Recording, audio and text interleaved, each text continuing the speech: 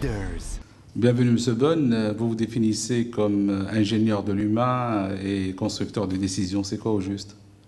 Eh bien écoutez, ingénieur, ça porte son nom en soi. Comme je le dis assez souvent, vous avez des ingénieurs qui construisent des ponts, des ingénieurs qui construisent des routes, des avions, et il y a des ingénieurs qui construisent des décisions, les ingénieurs de l'humain. D'ailleurs, les sciences humaines sont des sciences assez anciennes, hein, et donc c'est une forme qui permet de mettre en process des techniques d'influence, des techniques de réseau qui contribuent à construire de la décision, parce que dans toute activité humaine, quelle qu'elle soit, politique, diplomatique, militaire, économique, il y a toujours une décision. Et l'idée qui est sous-tendue par cela et par le livre que j'ai récemment écrit est construire une décision, c'est un métier, ça s'apprend, ça peut s'enseigner. La construire ou l'orienter, ou l'influencer? Parce que vous êtes un homme d'influence. L'influence, elle est quotidienne. L'influence, nous en faisons tous les jours. Comme M. Jourdain de Molière fait de la prose sans le savoir. Lorsque vous êtes dans un dialogue avec une personne que vous rencontrez dans un dîner ou Dieu sait où, vous établissez un dialogue. Elle vous donne des arguments, vous lui en donnez d'autres, elle Oui, met mais un pas propos. pour des intérêts politiques et économiques, c'est différent. Et tout échange entre deux individus crée une influence. Parce que l'argument que l'on donne ou que l'on reçoit exerce une influence sur notre jugement. Bien évidemment, ce process qui est éminemment humain peut se traduire dans le domaine politique et économique. Et lorsqu'on le met en process, on peut arriver à monter des outillages, des systèmes que j'appelle le réseau d'influence, mais qui, une fois de plus, est quelque chose d'éminemment humain et qui existe tous les jours. D'influence, ça veut dire d'intérêt? Est-ce que dans la vie, lorsque on interagit avec quelqu'un, on est tous sous-tendus par un intérêt? Donner un argument à quelqu'un sur le temps qu'il fait, sur l'appréciation qu'on peut porter sur le comportement de tel ou tel, c'est déjà défendre son intérêt, puisque c'est défendre sa subjectivité. Ce n'est rien d'autre qu'un comportement extrêmement naturel, mais que l'on met en process au service, par exemple, d'une entreprise et de l'acquisition d'un contrat. Tout simplement. Tout simplement. Comment on devient un agent d'influence de votre envergure? D'abord, je suis d'aucune envergure particulière. Dans le mot agent, il faut le prendre au sens chimique du terme. Agent comme catalyseur, comme mettre en valeur. L'influence, une fois encore, chacun l'exerce dans la vie quotidienne. Et la vie n'est que réseau. Vous prenez le réseau sanguin du corps humain, les réseaux neuronaux, les réseaux sociaux que nous utilisons tous. Donc le réseau est au cœur de la vie même. Réseau d'influence, circuit de décision, ce sont des choses que nous vivons chacun quotidiennement. La seule chose que j'ai essayé de faire, et c'est l'une des choses que j'explique et que j'essaye d'expliquer dans mon livre, c'est véritablement comment mettre tout cela en process pour pouvoir le mettre au service des entreprises en ce qui me concerne. Ou des États? Ou des États, bien évidemment. L'influence s'exerçant dans tous les périmètres de la vie. Vous avez de l'influence qui s'exerce dans la diplomatie, dans la politique, dans l'art militaire et dans l'art économique, bien évidemment.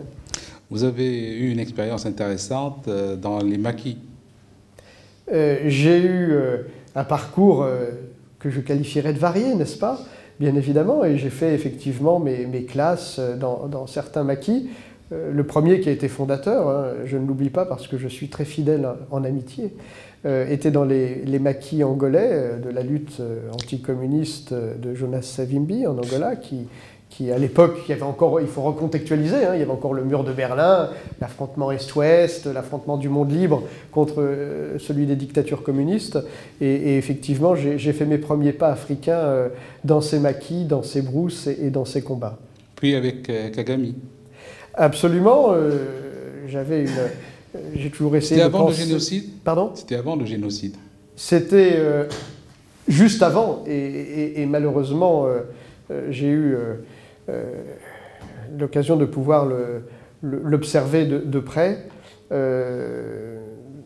C'était un parcours intéressant en ce sens que j'ai toujours essayé de penser un peu out of the box, en dehors de la boîte. C'est vrai qu'il y avait une tradition française de soutien au pouvoir en place. J'ai toujours été un penseur assez libre. Est-ce que la France est aujourd'hui guérie de son rôle au Rwanda? Oui, d'abord, contrairement à... je peux différer sur ce point, notamment des positions qui sont parfois prises officiellement au Rwanda. Dieu sait si j'ai beaucoup de respect et d'admiration pour Paul Kagame, que j'aime beaucoup. Nonobstant, je considère, puisque vous parlez de ce sujet, si on revient à l'opération turquoise, que ça a été une opération tout à fait salutaire et qu'elle a largement contribué à sauver des vies. Après que politiquement, les uns ou les autres aient essayé de l'instrumentaliser contre l'action française, en l'occurrence, je crois que, et je pense être objectif, puisque j'ai été dans le maquis avec sauver des Paul vies, Kagame. oui, mais peut-être aussi en perdre d'autres, non? Mais par définition, quand vous êtes dans un contexte de guerre, il y a toujours des pertes d'un côté ou d'un autre. L'action turquoise que la France a contribué à initier, si elle a un seul défaut, c'est de n'être pas intervenue suffisamment tôt. Mais en toute objectivité, et je ne peux pas être soupçonné sur le plan politique et d'être favorable à certaines personnes qui étaient à la tête de l'État au moment où elle s'est déclenchée, je pense très sincèrement que ça a été une opération salutaire. Mais comme toute chose humaine, la perfection n'est pas de ce monde. Tout à fait. On va se rapprocher, Angola, Rwanda, on va se rapprocher un peu de la région, Kadhafi. Vous avez raconté amplement dans votre livre comment vous l'avez rencontré dans ce sommet africain. Oui, il y a eu plusieurs... si vous faites allusion au chapitre d'une rencontre entre le leader Muammar Kadhafi et le président de la République d'Afrique du Sud, qui était à l'époque président en exercice de l'Union africaine, Thabo Mbeki, qui, ce n'est pas un secret, est quelqu'un pour qui j'ai la plus grande amitié, le plus grand respect et j'allais dire un parcours de fidélité à ses côtés de longue date. Kadhafi était un personnage singulier, c'est le moins qu'on puisse dire, et j'essaie de ne pas donner dans le toujours politiquement correct formaté.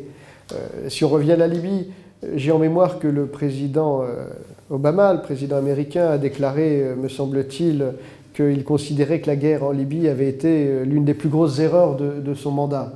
Je pense que c'est aussi l'une des plus grandes erreurs du mandat du président français qui l'a initié à l'époque, en dehors de toute l'égalité internationale, soit dit en passant. Mais bien évidemment, Kadhafi était un personnage un peu hors norme, un peu difficile à qualifier. Et puis, on ne parle pas des gens qui ne sont plus là pour se défendre. Il n'était certainement pas le leader démocratique que chacun peut rêver. Nonobstant, quand je regarde la situation telle qu'elle est aujourd'hui et l'héritage de ce conflit, je m'interroge sur l'opportunité que nous l'ayons mise en œuvre. Et je crois qu'au quotidien, c'est un pays que j'aime beaucoup, je connais et j'ai toujours beaucoup d'amis dans ce pays. Je ne suis pas persuadé qu'au quotidien, les populations et les mères puissent envoyer leurs enfants à l'école en toute sécurité, en toute sérénité aujourd'hui. Donc quel est le bilan de cette guerre? Laquelle? La guerre en Libye. Laquelle? Oui, elle est permanente, vous avez raison. Non, celle qui a été déclenchée en 2011 par Sarkozy. Bien sûr, et qui se poursuit aujourd'hui de fait par une guerre civile quasi permanente. Et qui fait subir, parce que la France avait promis au nom de l'OTAN le rétablissement de la démocratie, du moins chasser la dictature et rétablir la démocratie. Est-ce que ça se réalise? Et bien sûr que non, malheureusement ça ne se réalise pas. Et donc détruire, quand on est installé dans des salons lambrissés, c'est toujours facile. Reconstruire quand on est sur le terrain et qu'on a la charge des familles, c'est beaucoup plus difficile. Quel est le rôle que vous avez joué dans ces relations avec Kadhafi et sa famille? Aucun rôle particulier, je suis un simple observateur. Observateur? Il se trouve que dans les fonctions que j'occupais, qui étaient des fonctions qui ont fait que j'ai participé à l'élaboration de contrats commerciaux avec ce pays, bien évidemment, il arrive d'être à la croisée des chemins et de connaître les uns ou les autres. Et donc, je n'ai aucune autre prétention... C'est un euphémisme que vous utilisez, non? Je n'ai aucune autre prétention que celle d'être un observateur de terrain. Voilà. Comme toute chose humaine, il n'y a pas de... Nous sommes toujours dans des zones grises. Oui. Il n'y a pas le bien d'un côté, le mal de l'autre. C'est pas aussi simple que ça. Je crois qu'à un moment donné... la France a largement contribué a développé une coopération avec la Libye, on l'a bien vu, elle s'est traduite de façon diverse, de nombreux contrats qui ont pu être signés, de nombreuses coopérations industrielles dans le domaine civil, bien sûr, et militaire également, mais... Également, militaire, on en a vu les conséquences. Aujourd'hui, nombre d'armes qui circulent dans notre pays, bien sûr, proviennent bien d'une certaine source. Bien sûr, ça a été, je pense que d'ailleurs ça a été l'une des plus grandes difficultés de cette guerre qui a été initiée en Libye. Je pense que, et Dieu sait si l'état-major et si l'armée française avait mis en garde et connaissait les risques. À un moment donné, dans une démocratie comme la France, la décision appartient au pouvoir politique. Est-ce qu'à l'époque, le pouvoir politique avait bien évalué et bien anticipé les conséquences que cela aurait pu avoir en termes, par exemple, de dissémination d'armements qui tombent aux mains de groupes qui sont aujourd'hui des groupes terroristes et créer une instabilité endémique dans cette région? Je ne suis pas certain que le pouvoir politique, à l'époque, ait bien écouté Très bien. Et en ait tiré les bonnes conséquences. Ce pouvoir politique est conscient des enjeux néfastes pour la Tunisie. Et est-ce que vous pensez que la Tunisie est en droit de réclamer un dommage de guerre pour le préjudice subi? Écoutez, alors là, ça dépasse mes compétences. Je ne suis pas diplomate de profession. Non, vous parlez à titre personnel. Et 1 million de réfugiés libyens en Tunisie, 6 milliards de dinars d'impact économique, des 600 000 emplois perdus en Libye, les transferts des expatriés perdus en Libye, les exportations de produits tunisiens, en plus de l'infiltration du terrorisme, de l'extrémisme violent, ça a un coût, non ? Tout Qui un va coup, payer? Bien sûr. Non, mais sur le plan moral, sur le plan... Non, financier, là, on parle d'argent en cash. Oui, mais dans ce cas-là, il faut aller s'adresser à l'ONU, à l'OTAN, aux organismes qui ont couvert cet événement. Vous soutiendrez cette démarche? Non, pas particulièrement, parce que rentrer dans cette logique serait considérer qu'à un moment donné, dès qu'un État a un problème pour des raisons exogènes, il peut aller légitimement demander des dommages et intérêts à l'État voisin.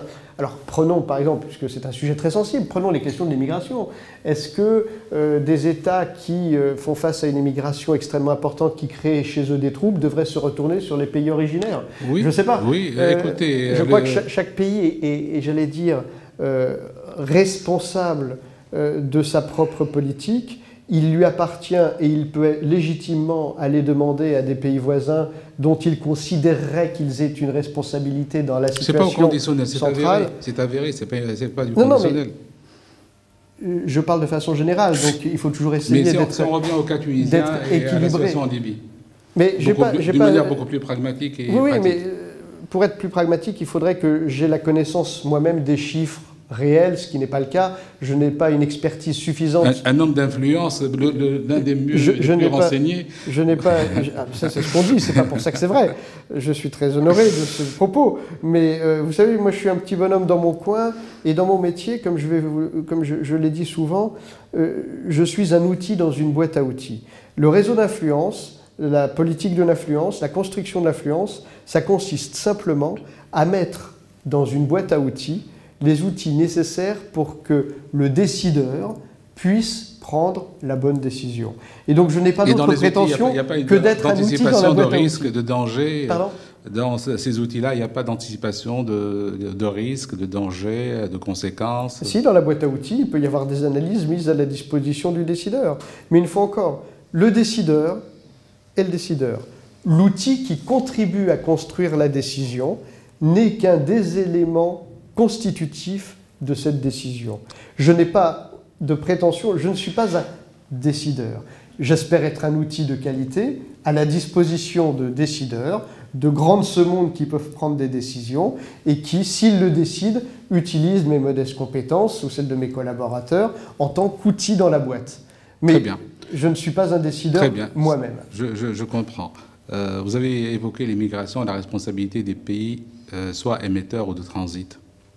Non, je prenais ça comme réaction à ce que vous indiquiez, c'est-à-dire que de façon globale, la question était, est-ce que si un pays rencontre un problème, quelle que soit la nature de ce problème, il est fondé à aller demander des réparations aux pays exogènes supposé responsable ou non du dit problème. C'était donc une illustration et un exemple. Et ma réponse était plutôt que chaque État est responsable des problèmes qu'il doit gérer en interne. Même si le problème vient de l'extérieur, à un moment donné, chaque État, chaque leader dans chaque État doit assumer ses responsabilités propres. Et assurer sa propre souveraineté. Et assurer sa propre souveraineté. Dans ces conditions, pourquoi voulez-vous que le contribuable que nous sommes, on se lève à 5 heures du matin, on va travailler, on va payer nos impôts pour faire le garde-côte de l'Europe et protéger l'Europe contre les infiltrations de terroristes, de contrebandiers, de la drogue, des salafistes et des migrants? Alors, c'est vrai que j'applique la même logique. Je suis très soucieux de l'utilisation de l'impôt et de l'utilisation des deniers publics. Dans nos sociétés, je l'évoquais ce matin, quand j'entends ces grands commis de l'État, ces grands hauts fonctionnaires parler des institutions internationales, on parlait du FMI tout à l'heure, j'ai une première réaction qui est: toutes ces grandes institutions vivent de quoi? Elles vivent de l'argent public. Ici en Tunisie, en France, dans le monde entier. Les grandes institutions, les grands corps des États, les grands corps de hauts fonctionnaires, les grandes administrations vivent de l'argent public. Qu'est-ce que l'argent public? C'est l'argent des impôts.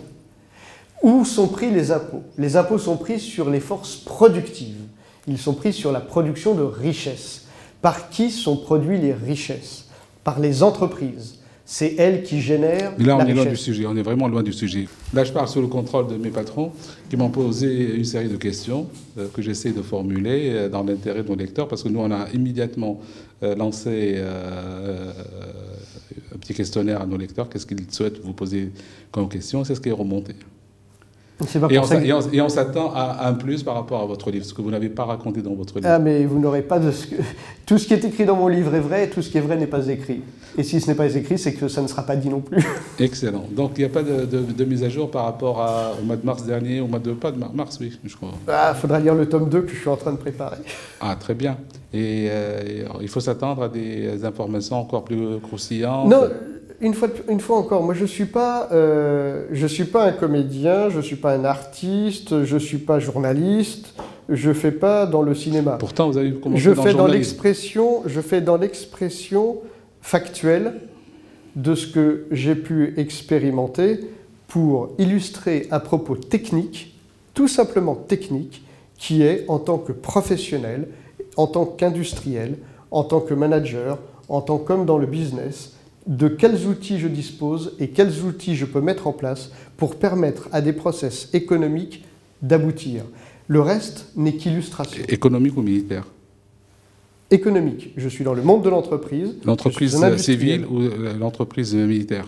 Industriel dual. Lorsque j'étais dans le groupe Airbus, comme vous le savez, c'est un groupe qui a un panel extrêmement large d'activités qui vont de, si vous prenez la partie missile MBDA, je crois qu'on doit être le numéro 2 mondial, hélicoptères, civils et militaires, avions, civils et militaires. Donc le panel est extrêmement large. Mais à l'arrivée, ça reste de l'industrie et ça reste un acte de vente, in fine. Tout à fait. Tout à fait. Un acte de vente et un acte d'impact des ventes sur les communautés et les populations.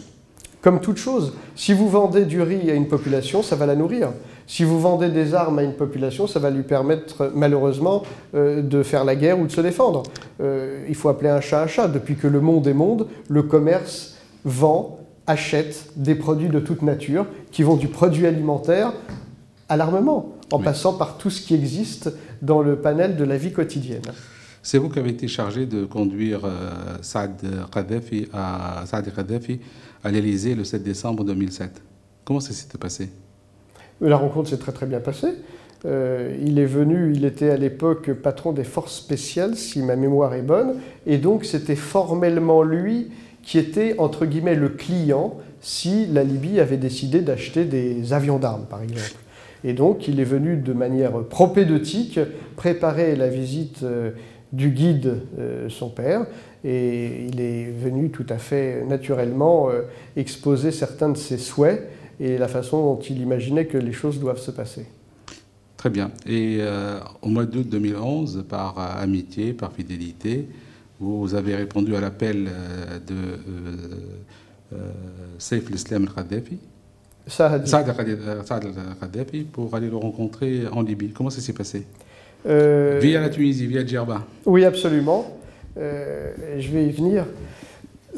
D'abord, c'est vrai, vous l'avez souligné, par fidélité, par amitié. Alors, j'ai tous les défauts de la Terre, mais il y en a un que je n'ai pas, ou plutôt j'espère que c'est une qualité que j'ai. Je suis un fidèle en amitié.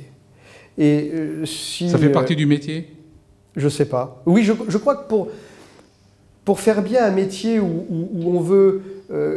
on parle de mot réseau, une fois encore, le mot réseau n'est pas un mot péjoratif, le réseau c'est la vie même. C'est ce qui compte, c'est ce qu'on en fait. L'outil ne peut pas être incriminé, ce qui compte c'est l'utilisateur. Est-ce qu'un marteau est un bon ou un mauvais outil? Donc, oui, si on n'aime pas les gens, si on n'a pas d'empathie avec les gens, on peut difficilement faire ce métier qui à l'arrivée est un métier, il ne faut pas se prendre pour ce qu'on n'est pas dans la vie, c'est un métier de commercial, point final. Je suis un vendeur, je suis rien de plus. Et c'est très bien, et j'en suis très, très heureux et très fier comme ça. Donc oui, Saadi était quelqu'un, et toujours quelqu'un pour qui j'ai beaucoup d'affection et d'amitié. Vous êtes toujours en contact avec lui aujourd'hui? Je crois qu'il est malheureusement dans un contexte qui fait qu'il est difficile de communiquer avec lui, puisqu'il est toujours incarcéré, me semble-t-il, Saadi. Je n'ai pas eu de ses nouvelles, en tout cas depuis fort longtemps, mais si demain matin il me téléphone, je prendrai son appel, et si demain matin il m'appelle et que je dois aller le voir, j'irai le voir. C'est pour ça que j'ai sans doute été jamais ni ministre, que je ne suis pas milliardaire, parce que mon luxe, c'est la fidélité que j'ai à mes amis. Et Saïf Leslam? Pareil, j'aime beaucoup Saïf, c'est un monsieur pour qui j'ai beaucoup de respect, d'admiration et d'amitié. Je n'hésite pas à le dire, je sais que ce n'est pas politiquement correct, mais je suis comme ça. Les gens qui... Vous n'êtes plus en contact avec lui? Les gens qui me demandent de s'engager, quand je m'engage, ils savent que j'irai jusqu'au bout. Non, ça fait longtemps que je n'ai pas eu de nouvelles de... Alors on a des messages qui passent par des amis, par des intermédiaires, mais ça fait longtemps que je n'ai pas eu l'occasion de dîner avec lui. Toujours les mêmes Tunisiens qui ont arrangé la première rencontre? Nous avons tous beaucoup d'amis, donc les chaînes de communication sont variées. Mais puisque vous parliez de Djerba, ce que je disais tout à l'heure, on déjeunait avec des amis, et vous savez, il y a toujours un moment, quand on revient de voyage, vous êtes aussi un grand voyageur, nous voyageons tous, et il y a un moment où on revient à la maison, et je sais pas, il y a toujours des petits symboles. Alors, on rentre dans l'avion de la compagnie aérienne, et on va boire un thé ou quelque chose qu'on a l'habitude de boire à la maison. L'une des dernières fois où je me suis senti de retour à la maison, c'est effectivement en août 2011, après, au moment où je quittais Tripoli, c'était un peu compliqué parce que l'insurrection était en train de monter, donc la ville de Zaouïra au milieu était prise. Bref, après quelques pérégrinations un peu sportives, j'arrive au poste frontière de Djerba, et là, il y avait des heures d'attente. Bon, j'ai utilisé mes techniques, n'est-ce pas, d'influence pour arriver le plus vite possible à la police de l'air et des frontières, et le Tunisien chef du poste m'a accueilli très gentiment. Comment vous avez utilisé... en doublant la file de voiture, vous savez, comme tout Gaulois un peu irrespectueux et un peu... voilà, donc j'ai doublé tout le monde parce que c'était une question de survie. Et j'ai été accueilli par l'officier qui gérait le poste frontière, et je lui ai dit merci de m'accueillir, j'ai vraiment l'impression de rentrer à la maison. Donc j'ai toujours une affection particulière pour Djerba, bien sûr. Vous gardez toujours contact avec, puisque vous êtes fidèle en amitié, avec vos amis, Guéant, Sarkozy, tout ça? De façon générale, j'ai jamais qualifié dans les personnes que vous mentionnez. D'abord, Nicolas Sarkozy est un monsieur pour qui j'ai beaucoup de... Oui, est-ce que j'oserais le mot amitié? Il serait prétentieux de ma part. Nonobstant, j'ai pour lui beaucoup de respect. C'est un homme qui a une énergie folle, beaucoup d'admiration. Je le connais depuis fatigué, comme on dit chez nous, milieu des années 80. J'aime beaucoup Nicolas Sarkozy.